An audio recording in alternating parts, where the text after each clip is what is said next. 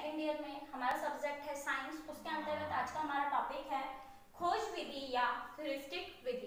देखिए, अब तक हमने पढ़ा कि आगमन विधि क्या होती है, आगमन विधि के क्या क्या सोपान होते हैं, इसके अलावा उसके क्या गुण हैं, उसके क्या दोष होते हैं, हमें उसके बारे में जानकारी मिली। फिर उसके बाद हमने पढ़ा कि निगमन विधि क्या है तथा निगमन विधि के क्या क्या चरण होते हैं, कौन कौन से सूत्र होते हैं, साथ ही उसके कुछ विशेषताएं कह सकते हैं, गुणों के बारे में हमने जानकारी ली। उसी के साथ हमने पढ़ा कि निगमन विधि में भी क्या क्या दोष हमें देखने को मिलते हैं। ये थी हमारी दो शिक्षण विधियां। अब हमारी तीसरी शिक्षण विधि आती है, वह आती है खोज विधि या ह्यूरिस्टिक विधि। यानी कि खोज विधि द्वारा हम किस प्रकार से विद्यार्थियों में जो है शिक्षण या फिर कह सकते हैं कि अध्यापन कार्य करा सकते हैं। देखिए, खोज विधि की बात की जाए तो विज्ञान विषय के अंतर्गत अनुसंधान करना या फिर अनुसंधान विधि कोई पुरानी विधि नहीं है, क्योंकि देखिए विज्ञान एक ऐसा विषय है जिसमें जितना अधिक हम शोध करते हैं या खोज करते हैं उतना ही अधिक विद्यार्थियों को सीखने के लिए प्राप्त होता है। अर्थात जैसा कि विद्यार्थियों को हमने कहा कि आप लोगों को जो है दैनिक जीवन में प्रयोग में आने वाले विज्ञान के क्षेत्रों के बारे में बताना है तथा पूर्ण व्याख्या करनी है। तो विद्यार्थी क्या करेंगे कि हमारे विज्ञान जो है वह किन किन क्षेत्रों में प्रगति कर रहा है तथा किस प्रकार से कर रहा है, इसके बारे में खोज करेंगे। तो खोज विधि के द्वारा विद्यार्थियों में जो है खोजी प्रवृत्ति का विकास आसानी से किया जा सकता है। इसी के साथ में जो है विद्यार्थियों को शिक्षण भी प्रदान किया जा सकता है। तो देखिए, विज्ञान विषय में बहुत जरूरी है कि खोज विधि का प्रयोग करके जो शिक्षक है वह छात्रों में खोजी प्रवृत्ति उनमें विकसित कर सके, जिससे कि विद्यार्थी जो है वैज्ञानिक तरीकों से वैज्ञानिक दृष्टिकोण का उनमें विकास किया जा सके तथा विद्यार्थियों में जो है विज्ञान विषय के प्रति रुचि आसानी से लाई जा सके। तो बात करते हैं हम खोज विधि की। इससे पूर्व हमें पता होना चाहिए कि इस विधि के जन्मदाता कौन थे, ह्यूरिस्टिक जो नाम आया है वह कहां से आया है, कैसे आया है, इसका अर्थ क्या होता है, साथ ही में हम देखेंगे कि ह्यूरिस्टिक विधि किसे कहा गया है। तो देखिए, ह्यूरिस्टिक विधि या खोज विधि जो होती है, इसके जो जन्मदाता थे, जिन्होंने इसकी खोज की या फिर कह सकते हैं जिन्होंने इसे बनाया, उनका नाम था H.E. आर्मस्ट्रांग। इस विधि के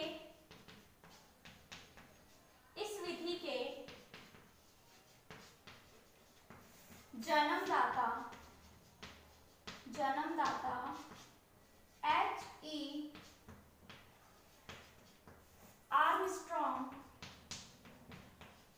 H.E. आर्मस्ट्रांग थे। ठीक है, यानी कि ये जो खोज विधि है इसका जो निर्माण किया गया है, ये इसके जो जन्मदाता है वह थे प्रोफेसर H.E. आर्मस्ट्रांग। फिर देखिए, इस विधि को अनुसंधान विधि या स्वयं ज्ञान विधि के नाम से भी जाना जाता है। हमारा दूसरा पॉइंट क्या आता है, इस विधि को अनुसंधान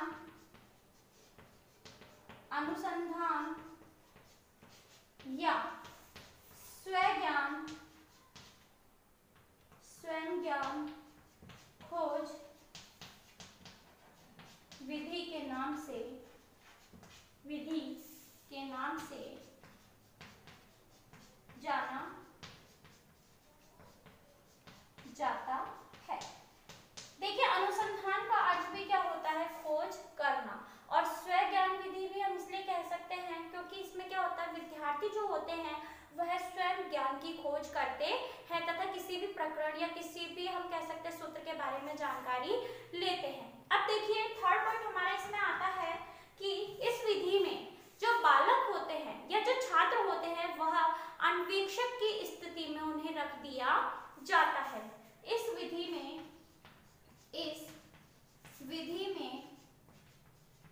छात्रों को अन्वेषक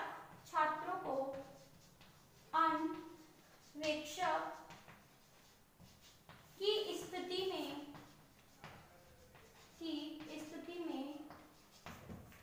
रख दिया जाता है। क्यों? क्योंकि देखिए, खोज विधि है, खोज अन्वेषक का अर्थ क्या होता है, खोज करता।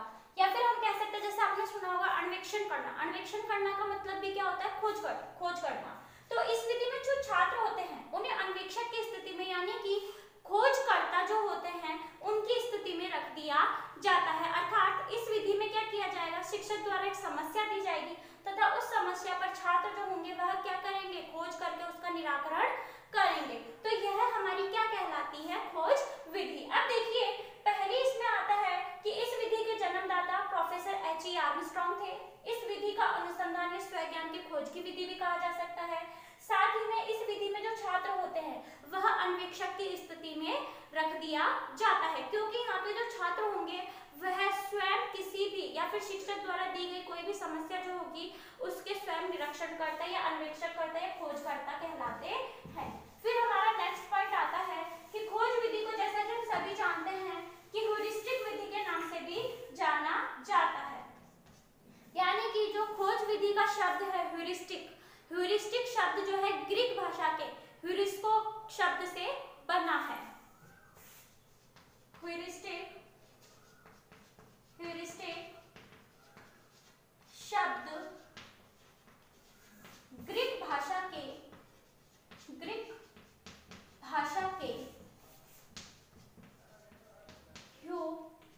देखिए ह्यूरिस्टिक शब्द जो है वह ग्रीक भाषा के ह्यूरिस्को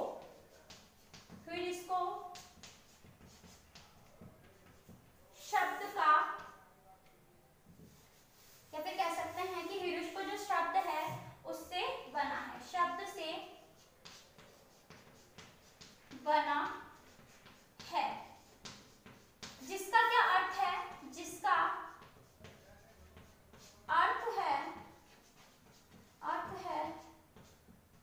जिसका अर्थ क्या होना चाहिए भाई, खोज विधि है तो अर्थ क्या निकलेगा, मैं खोज करता हूं, मैं खोज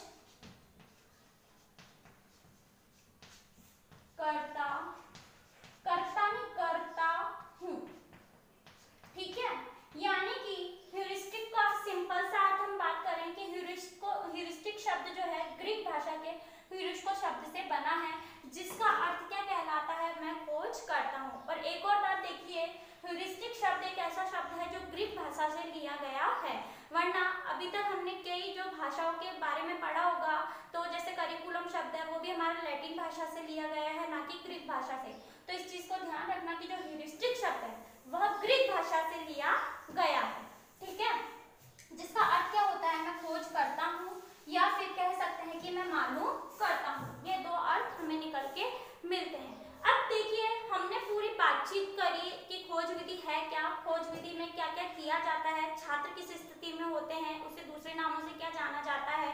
तो पूर्ण रूप से बात करने पे हमारे सामने क्या अर्थ निकल के आता है, वह यह है कि बालकों को कम से कम बताना तथा उनसे स्वयं अधिक से अधिक खोज कर सत्यों को पहचानने को प्रेरित करना ही क्या कहलाता है, ह्यूरिस्टिक विधि या खोज विधि कहलाता है।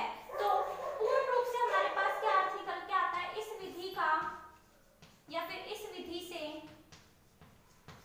तात्पर्य है बालकों को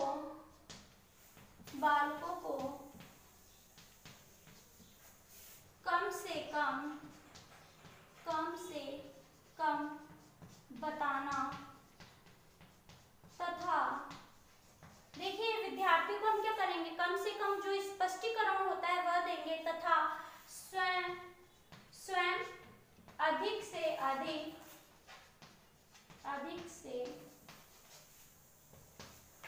अधिक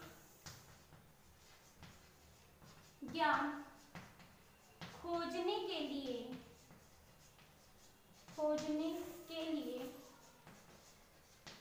प्रेरित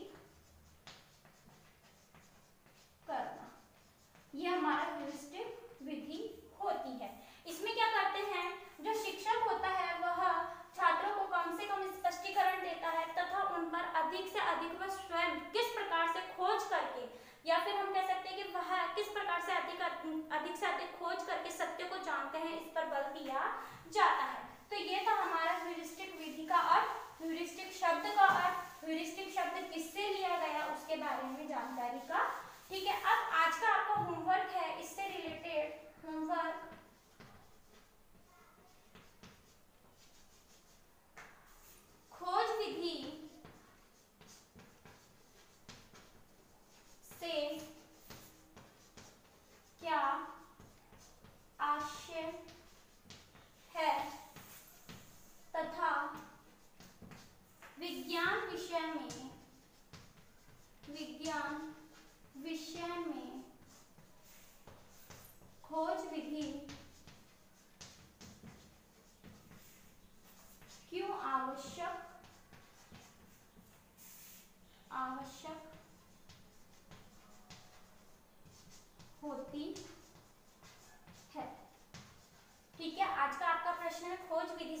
आवश्यक है तथा विज्ञान विषय में खोज विधि क्यों आवश्यक होती है। इसी के साथ मैं आप लोगों से कहना चाहूंगी कि कोरोना जैसी महामारी में आप लोग अपने घरों में बने रहें।